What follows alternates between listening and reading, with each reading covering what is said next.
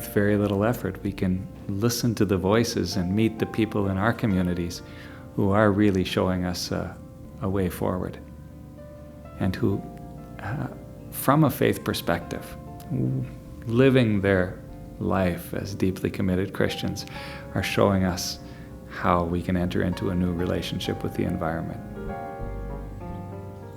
How we can, as a people of hope, trusting that all creation is in God's hands, ask what we can do locally to allow us to move in a healthier direction. We need to understand how our love of God interweaves with creation. And it is even more important and critical that we begin to weave that relationship back together. We have lots of communication, but we don't have integration, and we don't know how to speak to each other. We have entered into a new cosmological vision, a new epic of evolution, a new universe story, a new understanding of who we are. But we haven't really thoroughly examined what is the meaning of that story, and how do I live in a way that's going to be mutually enhancing for myself and all of the rest of creation. We need a miracle, and I'm not sure if I can work one myself, but I'm sure trying.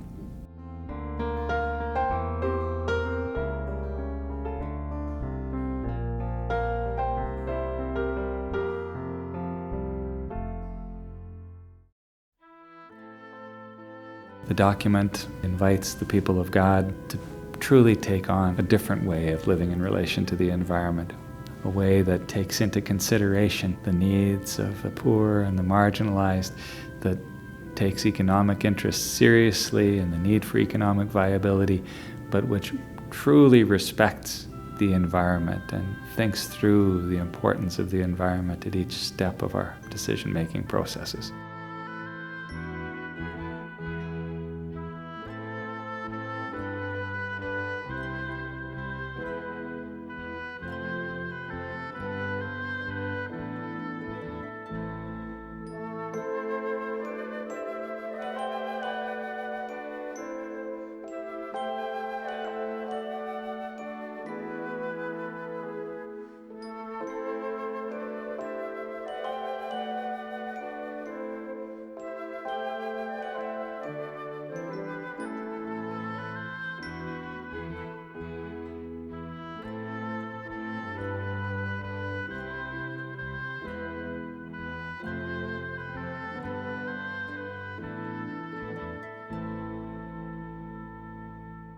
Some of these steps which need to be taken sound a little bigger than we ourselves can manage.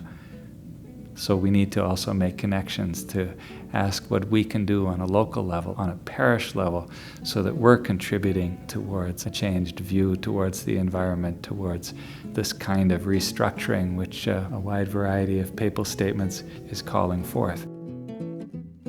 I know this has happened in Edmonton, for example. Community cooperatives, even a sharing of tools, something as simple as that. To care for Earth is really looking at bringing in speakers, different speakers, and not just speakers who are passionate about the environment, but maybe speakers who are even passionate about different industries, bringing them in together to speak about their concerns, their needs, really educating parishioners to move forward on this. Here in the Diocese of Saskatoon, a number of people have taken very creative initiatives in relation to the environment or to the land. And there is a budding sense among faithful, and especially among younger generations, to be a person of faith obliges one to have a relationship with the earth, with the land, obliges one to have a strong sense of care for the environment. So these initiatives have in various ways sought to live differently and to teach us how to live differently.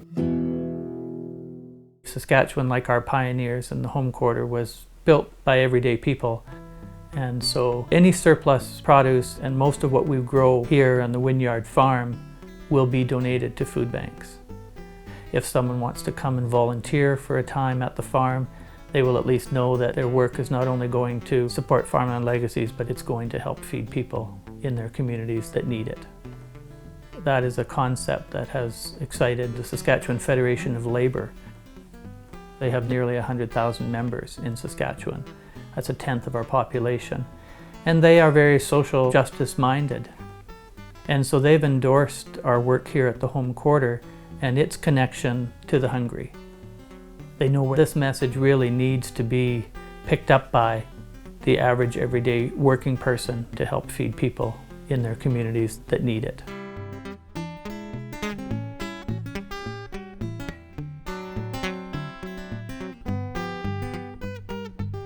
My work is not just growing seeds and selling them to people, but it's really about inviting people to grow their own food or to get it as locally as possible.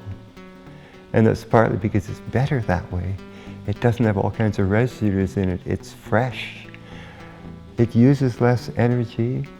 It means the world could be more sustainable. We have to do things on a local scale if we want to have enough for everybody to get something. Not only does it taste good because it's so fresh, psychologically I think it just tastes better because exactly like you know what you've put into it. Here at the Abbey, they're very interested. There are also very many community gardens in Saskatoon and I'm sure many other cities. And in quite a few cases, these gardens will be built on church property. So there certainly are parishes where there's a great deal more interest in food and feeding people and teaching people how to use food.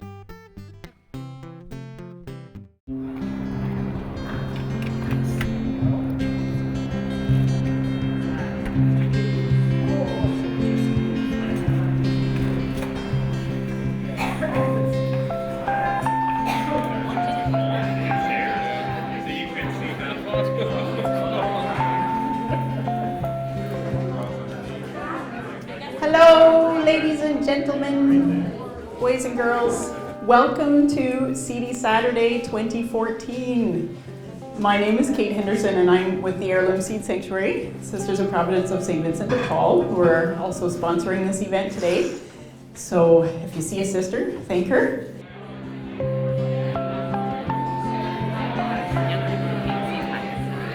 CD Saturday is the most wonderful community event celebrating seeds ever. Community groups, all kinds of community groups, environmental interests, spiritual interests, everybody comes together and we celebrate seeds and it's just the best. And this is the day when the Sisters of Providence really benefit this whole community and not just the human community, but the pollinators and the plants, everybody benefits from CD Saturday.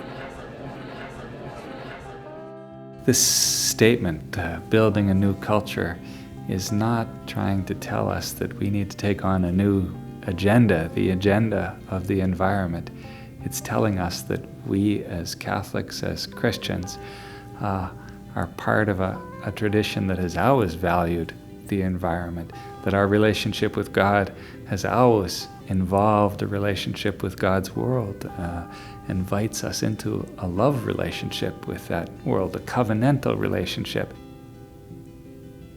We believe that all creation is ultimately in God's hands and that we, the human enterprise, human history, is ultimately in God's hands. And while we live and breathe, there are things that we can do